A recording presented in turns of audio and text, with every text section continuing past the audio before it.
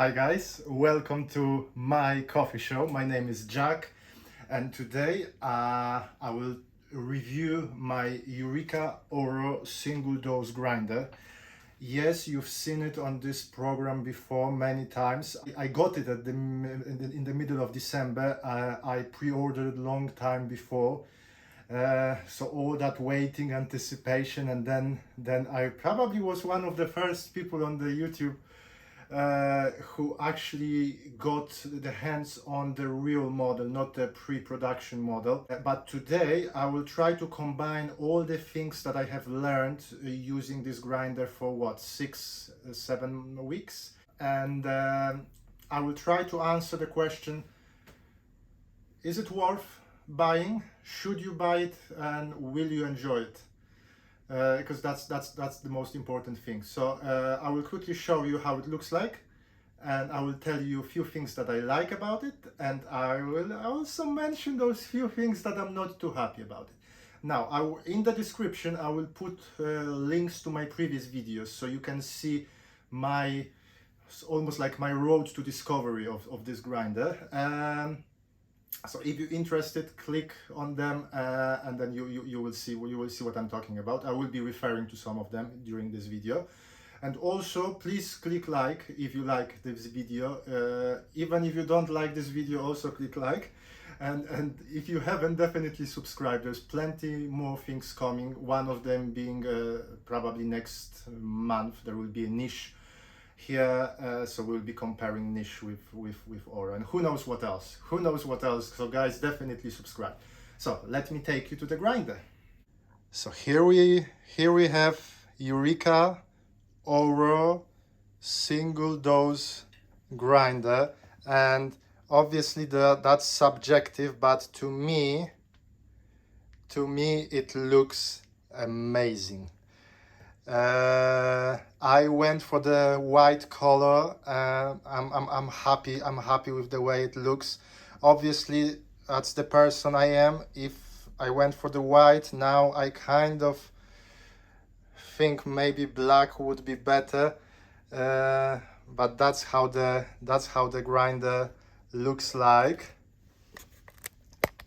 So beautiful wooden top, wooden base, a little bit of that shiny stainless steel accents, and the white color. So obviously this is a single dose grinder. So the hopper, as you can see, it's on a small side, but that's how it's supposed to be.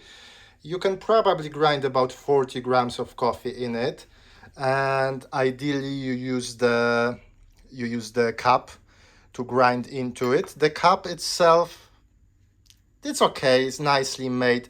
For me, what I don't like is that lip here. I would like it slightly smaller, because when you use, if you put it directly into the 58 millimeters, because that's how it fits 58 millimeters portafilter. So if you put it directly into it, it can create that ring, and that potentially can increase the channeling. At the front here, if you can see, there is that button here, and there is a place for the fork. Now, I have no idea why they put it here. This one doesn't do anything, and there is no fork that comes with the grinder. You can kind of squeeze in something in here, and you can grind directly, but the grinder itself has been designed to grind into the cup itself. So this one doesn't do anything, and that's the pity, because I would like this on and off switch here. So the way to operate this grinder, there is a switch at the side. Again, depending where you put that grinder, I used to keep my grinder on the left side, and that was difficult to operate. So now I have to keep the grinder on the right side of my machine. I turn it on, and then the grinder starts, and then you put beans into the hopper, lock it in, open the gate, the beans are going through, lock the gate to prevent the popcorning, and then once it's finished, you can blow. You can open it and blow a few more times. Supposed to be a near zero retention grinder.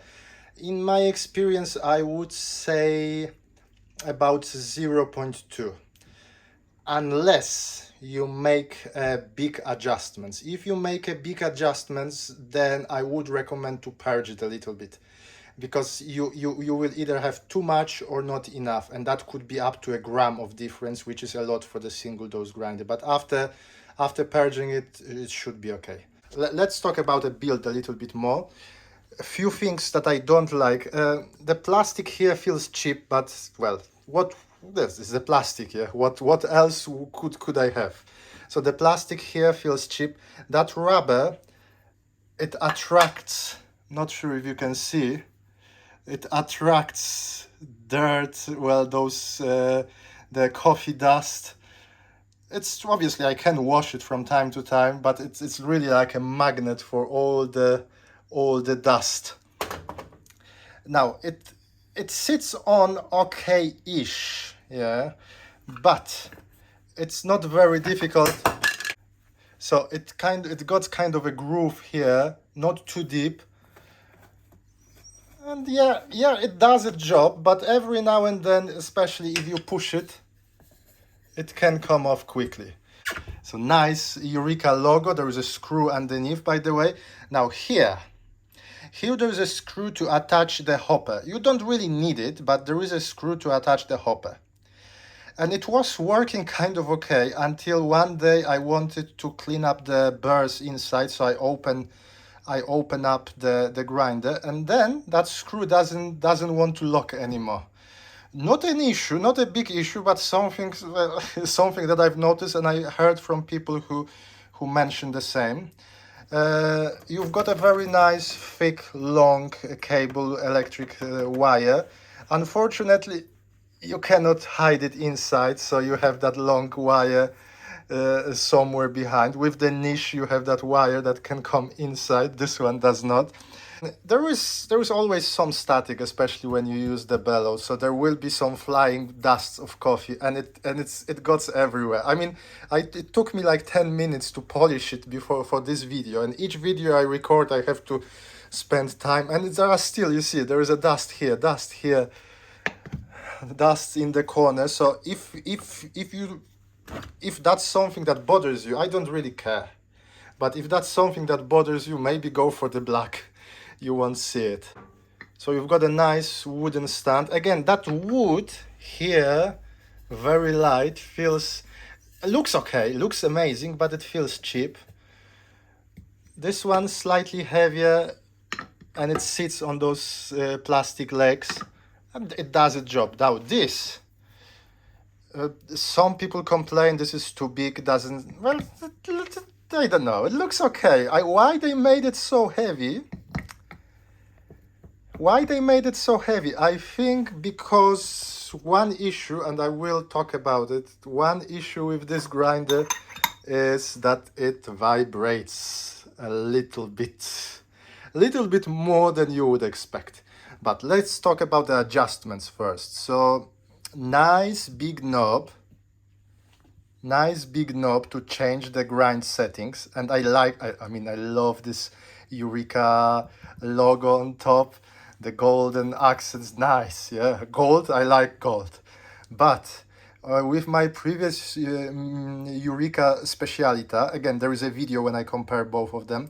With my previous Specialita, the knob was smaller, but the numbers were in white and written on the top, kind of easily visible. Here, you have to look at this on the side, and then the colors, I mean, maybe it's my eyes, but you don't see the numbers properly. Again, it's not a huge issue, but it is something you have to think about it. To change the adjustments, you rotate, so the grinder comes set for the espresso.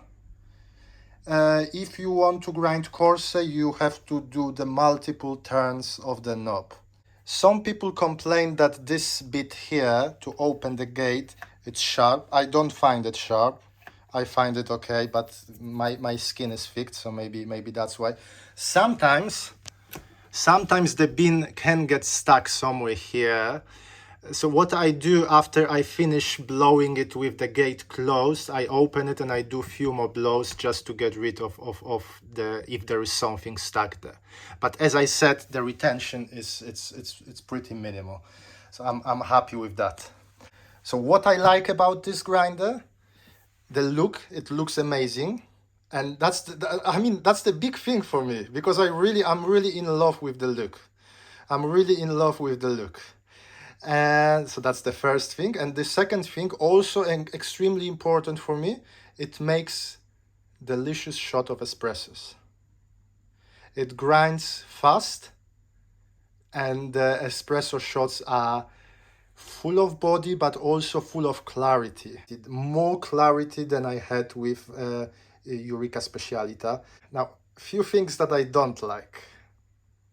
Probably more than few things. It looks like, to me, it looks like this grinder has been... there was a great design, but at some point they look at the profit margins and it didn't add up, so they decided to cut corners. That's how it looks like to me. So on the inside, what you've got inside this grinder, 65 millimeters diamond coated burrs, I believe pretty much the same as Eureka Minion XL. I think about this grinder as a Eureka Minion XL, but tilted and put into the smaller factor and cheaper than Eureka Minion XL, as far as I know. So now, I think they just use the design that they already had, and that's why they left the space for the fork. They left that button that doesn't do anything, and they just, so it looks like, look, it looks like they just tilted the previous design of the Eureka, put the stronger motor, very strong, very strong, powerful motor, but they rename it Eureka Oro, and they put a single dose grinder, again cheaply made to cut some corners. The engine is powerful, okay, and the 65 millimeters burrs are great, but because the engine is so powerful, the machine vibrates. For whatever reason, they didn't put the dampers. I mean, I believe it's more about the heat. This grinder doesn't have any ventilators, so if they put dampers around the engine, that could probably overheat easily. It can still overheat, so that's why it's not recommended to use for commercial use. I've seen a video of one of my viewers, Ben, you can check. He actually checked the temperature of the grinds from Oro versus DF64, and the grinds from Oro were hotter. He measured it with the thermometer. The grinds from Oro were hotter. How that influenced the taste, I don't know. I don't have DF64. So the vibration, the noise itself, it's not that strong, but the vibration. So you see, the noise itself, not bad, but everything vibrates, and that's why I think that's the reason why they put this heavy thing here, because otherwise, look at the cup. So the cup itself rotates. You see, it turns. So they had to put something heavy. There is no. They could put magnets, but maybe that would be more expensive. I don't know. So the cup itself, that would vibrate. So maybe that's why they put that heavy thing. And again, that's what I believe. That's why they also the thing is heavy. It's a solid metal. This is kind of a plastic, but this is a solid metal. So they put it for two reasons. First, it has to be heavier. The base has to be heavier, otherwise it could be wobbly. And the other thing is, I think that the vibrations. If it was lighter, there is no problem with that. there are some sucking like legs, that's like a silicone legs underneath, so that's no problem with this grinder doesn't dance. But if it was lighter, if it was lighter, it would probably dance a little bit. It grinds fast, few seconds to let's say 8 seconds to grind 15 grams of coffee, depending on the settings. But we're talking about the espresso, so it's very fast. If not the vibration, it wouldn't be that loud, but the vibration, they can wake up your family at in the morning. So the biggest issue so far that I had with this grinder, it's a pour over. And again, there will be links in the description. Have a look at that. So when I first got it, many people ask me how it works for the pour over, how it works for the pour over. So I did the pour over. So you have to do multiple turns. So the first attempt I did was 3 full turns. And what I got, the coffee bed very muddy, not clear, the extraction very slow. I wanted to compare it with the K-Max hand grinder, and I multiple attempts, I think 5 attempts, and I couldn't find the settings. So then I did another video, lots of people actually see it, when I went all the way. I turned the knob 4 times, and even more than 4 times, and then the vibration became a huge issue. It was vibrating so hard that it was actually turning the knob itself by itself. So the knob was turning by itself, and the coffee bed, the quality of grinds still not very good. So no matter if it's 3, 4 or 5, you've got uneven coffee grinds. Lots of powder, but lots of big chunks as well, and I still couldn't get 3.5 minutes of brew time.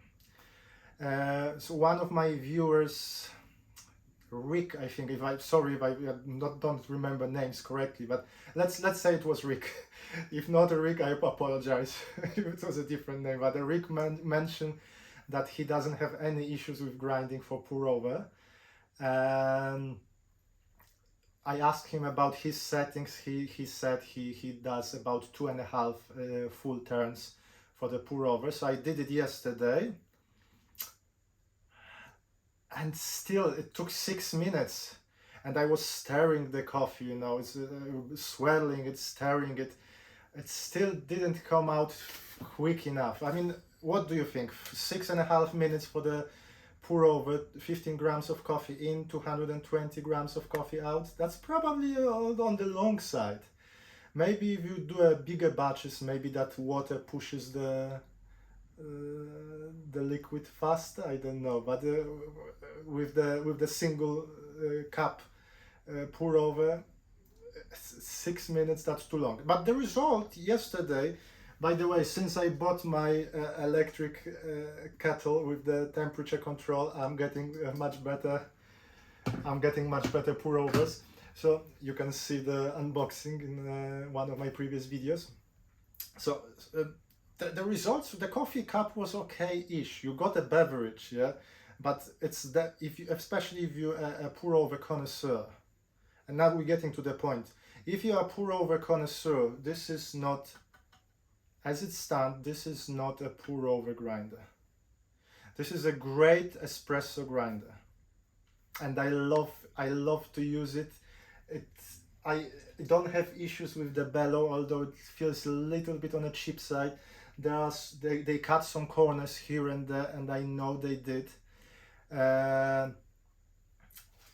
But if you think about it as a pour over grinder, you can find better ones. Okay, you probably get a proper hand grinder, and you will be damn happy with it for the pour over. This is a great espresso grinder, and if you buy it for the espresso, you will be happy, unless you have something better.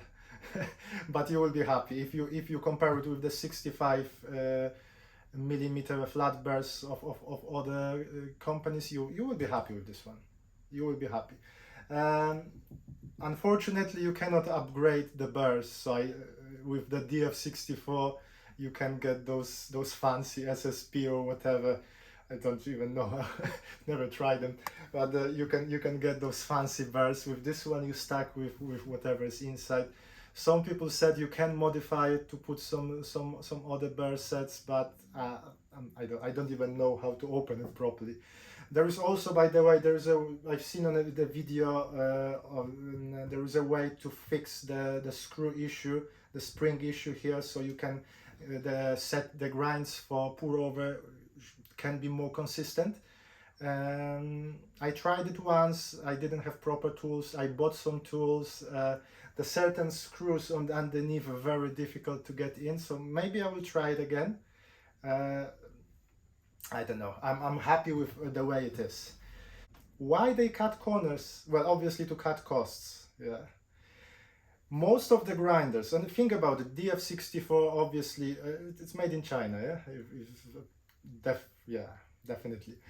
Niche designed in UK, but also made in China. Yeah, so this one, the Eureka, is designed and is produced in Italy.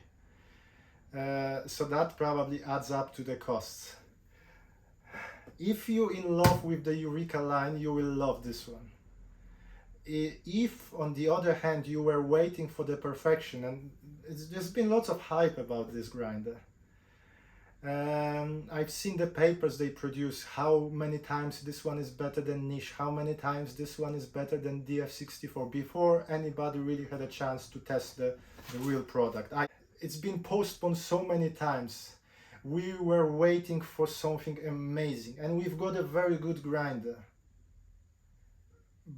But maybe because of the weight, maybe because of the expectations, this is not perfect grinder.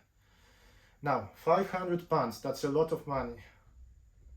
A lot of money for me, a lot of money for lots of people. Yeah, my coffee machine is cheaper than that, and not the La Pavoni, but the Barista Express. So that's an expensive grinder, but in the world of coffee grinders, this is kind of a cheap one. Yeah, so we cannot expect everything from here. This is a very good grinder. If you're upgrading from something like Eureka Specialita, you will be, or something of the similar size, you will be happy. You get that nice clarity, but also some body to the espresso. It's not necessarily an easy grinder to adjust, not just because of the numbers you see. To hit that perfect spot, that sweet spot, you probably will have to do more attempts on this one than on the Specialita or some cheaper grinders. So it's not that easy to dial in, but once you dial in, damn, you get a perfect. You can taste. If I can taste the difference, and who am I? If you are really into the coffee, you will taste the difference. So is it a disappointment? Depending what you were expecting, what you were looking for. If you were looking for perfect multi-purpose grinder, probably it is.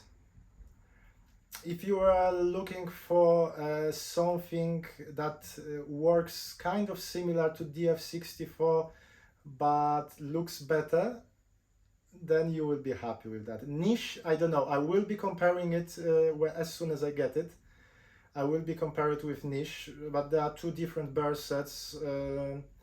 So I don't know, we'll be comparing apples with oranges, but still, lots of people want to see it. Lots of people are fan of Niche, so we will be comparing it with Oro. We will see which one I like. If there's one that I like much more, I will sell the other one. If not, maybe I will keep both of them, and then my other half will kill me. Guys, if you have any questions, or even more, if you have any comments, then leave it in a comment section. I will try to answer all of that. I like this grinder, and at least for the time being, I'm going to keep it. Thank you very much for watching. Click like, subscribe. My name is Jack. This is my coffee show, and hopefully I will see you soon. Thank you very much. Bye.